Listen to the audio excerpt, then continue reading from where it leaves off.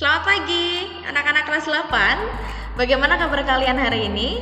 Miss Ajeng harap semoga kalian semua selalu sehat dan tetap semangat belajar di rumah. Hari ini kita akan belajar materi baru, yaitu tentang struktur dan kaidah kebahasaan teks berita.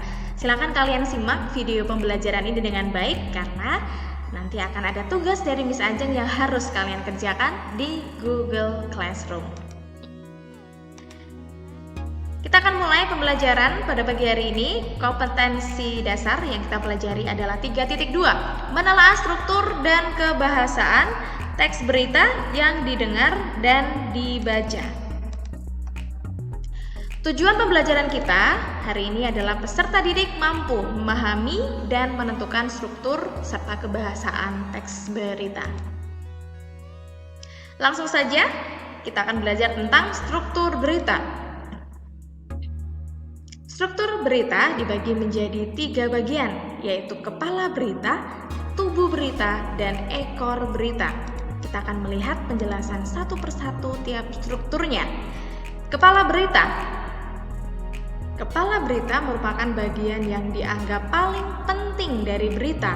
Kepala berita harus berisi unsur-unsur utama berita berdasarkan 5W+1H atau adik Simba. Tubuh berita. Tubuh berita berisi penjelasan secara detail tentang peristiwa yang terjadi.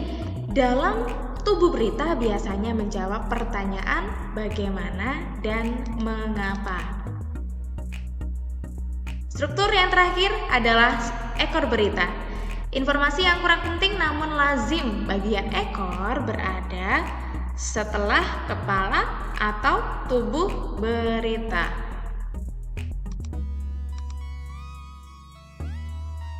Kita akan melihat contoh teks berita. Miss Ajeng akan membacakan untuk kalian.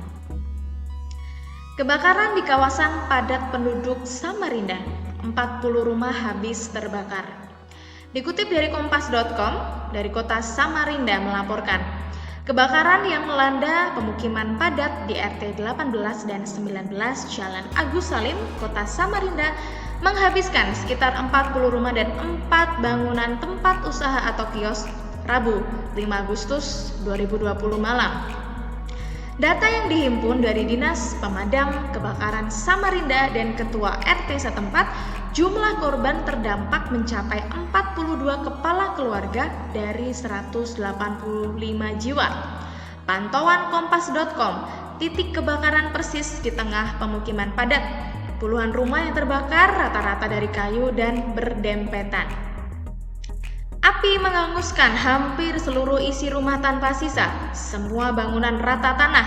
Hanya tiang kayu rumah bekas terbakar yang tersisa berserakan. Percikan api pertama muncul dari atap rumah Sabirin Abdurrahman, 52 tahun. Diduga korslet listrik dari lilitan kabel di rumahnya. Saat itu Sabirin bersama istrinya berada di pasar malam di Jalan Kartini. Rumah dalam keadaan kosong. Informasi kebakaran kami dengar tapi tidak menyangka di rumah kami, ungkap Sabirin saat ditemui kompas.com di lokasi Kamis 6 Agustus 2020. Tidak ada yang bisa diselamatkan Sabirin kecuali pakaian yang digunakan malam itu.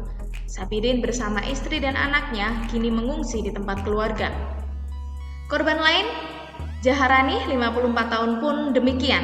Dia hanya berhasil mengamankan beberapa berkas penting seperti ijazah, surat tanah, kartu keluarga, dan lainnya. Saat kejadian dirinya berada di luar gang.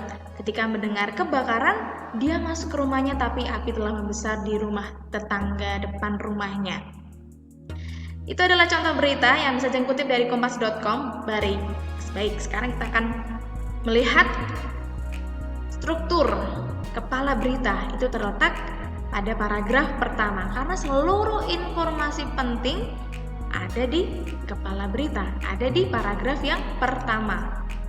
Lalu di paragraf yang kedua, ini adalah tubuh berita. Informasinya juga penting tapi hanya bersifat sebagai informasi tambahan atau informasi lainnya. Dan yang terakhir adalah bagian ekor berita di paragraf yang ketiga, karena ini merupakan data tambahan atau informasi tambahan lainnya. Seperti itu struktur-struktur teks berita yang kita pelajari. Sekarang kita akan beralih tentang memahami kaidah kebahasaan teks berita. Jadi kita akan belajar tentang kaidah kebahasaan teks berita yang dibagi menjadi 6 penggunaan. Yang pertama yaitu penggunaan bahasa baku, ciri kebahasaannya. Yang kedua, penggunaan kalimat langsung dan tidak langsung. Yang ketiga, penggunaan konjungsi bawah. Yang keempat, penggunaan kata kerja. Yang kelima, penggunaan keterangan waktu. Yang keenam, penggunaan konjungsi temporal. Kita akan melihat satu persatu. Yang pertama adalah penggunaan bahasa baku. Bahasa baku atau bahasa standar adalah ragam bahasa yang diterima untuk dipakai dalam situasi resmi. Penggunaan bahasa yang bersifat populer maupun kedaerahan akan dihindari oleh media nasional. Yang kedua, penggunaan kalimat langsung dan tidak langsung. Ini banyak sekali terdapat dalam teks berita. Kita akan melihat kalimat langsung.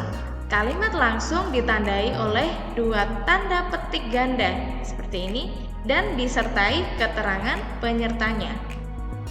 Kalimat tidak langsung adalah kalimat yang melaporkan ucapan atau ujaran orang lain.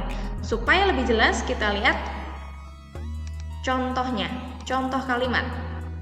Kalian bisa melihat ini contoh kalimat langsung. Kalian fokus di sini ada tanda baca.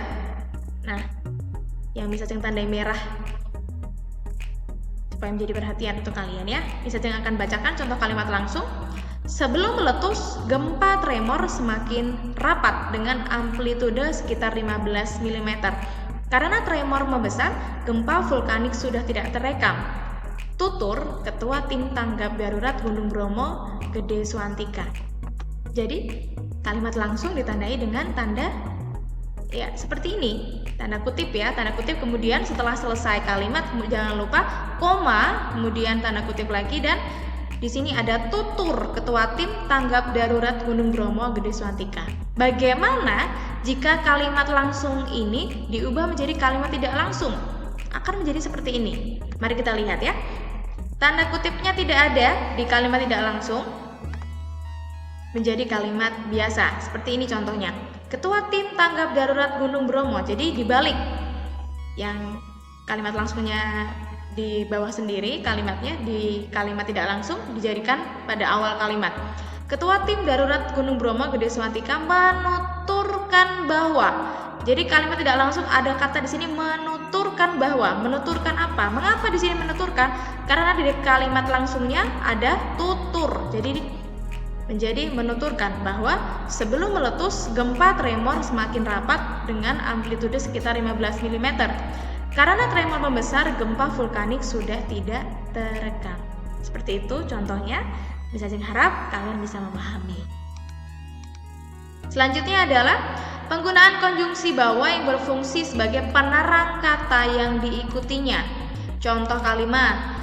Data di BNPN menyebutkan bahwa lebih dari 10.000 hektar hutan dan lahan di Riau. Ya, seperti itu ya, ini contoh kalimatnya. Kemudian 5, penggunaan keterangan waktu dan tempat. Penggunaan fungsi keterangan waktu dan tempat dalam suatu berita mencakup unsur kapan dan di mana. Contoh kalimatnya seperti ini anak-anak. Sekitar pukul 12.45 WIB, langit Riau tampak mendung. Ini contoh ya, contoh waktu, keterangan waktu. Gempa dengan kekuatan 5,4 skala Richter menerjang Maluku pagi ini. Kemudian 10 hari menjelang Lebaran, pelabuhan penyeberangan Merak mulai dipadati truk-truk yang mengangkut barang non-sembilan bahan pokok. Ini keterangan tempat. Jadi seperti itu ya. Lalu yang selanjutnya adalah penggunaan kata kerja yang berkaitan dengan kegiatan hasil pemikiran. Jadi kata-kata yang dimaksud antara lain memikirkan, membayangkan, berasumsi, berpraduga, berkesimpulan, beranalogi, dan lain-lain. Contoh kalimatnya, mereka memikirkan solusi untuk bisa keluar dari peristiwa-peristiwa yang memilukan itu. Selanjutnya adalah penggunaan konjungsi temporal. Konjungsi temporal adalah kata hubung yang berfungsi untuk menyambungkan dua peristiwa berbeda yang berkaitan dengan waktu. Kata konjungsi temporal merupakan kata hubung yang berkaitan dengan waktu. Contohnya, kita sekarang ke jenis-jenis dulu, jenis-jenis konjungsi temporal. Setelah kita mengetahui jenis-jenisnya, kita akan belajar contohnya ya. Yang pertama adalah konjungsi temporal sederajat, yang kedua adalah konjungsi temporal tidak sederajat. Saya akan membandingkan seperti ini supaya kalian paham. Jenis konjungsi temporal. Yang pertama adalah konjungsi temporal sederajat. Konjungsi temporal sederajat adalah kata hubung yang bersifat setara atau sederajat. Konjungsi temporal sederajat tidak boleh digunakan di awal kalimat. Jika digunakan di awal kalimat, maka akan menjadi kalimat yang tidak efektif karena tidak dapat dipahami. Contoh konjungsinya atau contoh kata hubungnya yaitu sebelumnya, sesudahnya, selanjutnya, kemudian, lalu. Berikut adalah contoh kalimatnya. Sekitar pukul 12.45 WIB, Sabtu 15 Maret 2014, langit Riau tampak mendung. Tak lama kemudian, ini ada di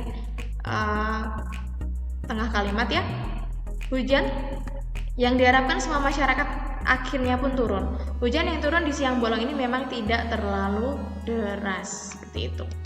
Kita akan melihat yang kedua adalah konjungsi temporal tidak sederajat. Konjungsi temporal tidak sederajat adalah kata konjungsi yang menghubungkan kalimat tidak setara. Maaf ya, ini misalnya yang salah mengetik. Jadi konjungsi temporal tidak sederajat ya, dapat digunakan di awal, di tengah maupun di akhir kalimat. Contoh konjungsinya yaitu ketika, sejak, apabila, sebelum, hingga, demi, sementara, sambil, bila, waktu, saat. Contoh kalimatnya, sejak pukul 7 langit kota Magelang tampak mendung.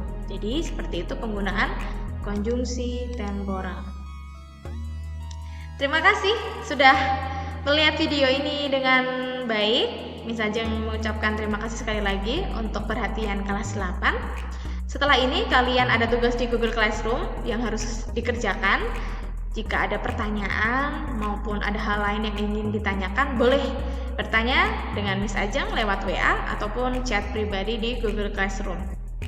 Cukup sekian pembelajaran Bahasa Indonesia hari ini. Miss Ajeng akan tunggu komentar kalian di kolom komentar sebagai bukti kalian sudah menonton.